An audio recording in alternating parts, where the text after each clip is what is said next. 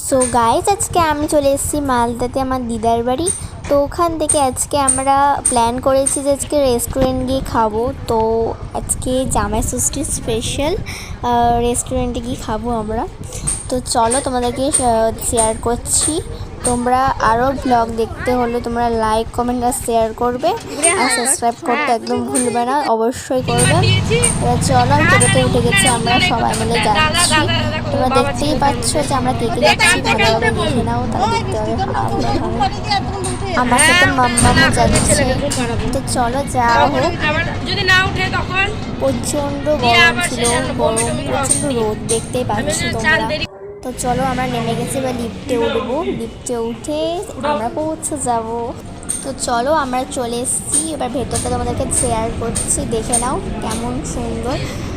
আর আমার ব্লগগুলো দেখতে তোমার কেমন লাগে তোমরা অবশ্যই কমেন্ট করে জানিও। তো দেখো আমরা বসে গেছি, এখানে হচ্ছে বুফে সিস্টেম ছিল, খুব সুন্দর, খাবারগুলো টেস্টি ছিল। রেস্টুরেন্ট দেখলে হবে না, খাবারগুলো খুব টেস্টি ছিল।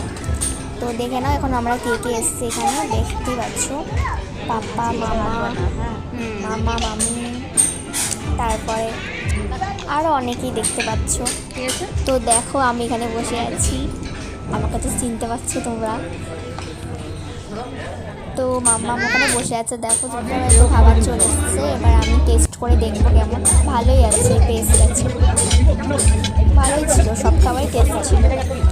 বাট আমার বোনের সব কিছুতেই ঝাল লাগে, ঝাল ও তো মানে খেতেই চায়।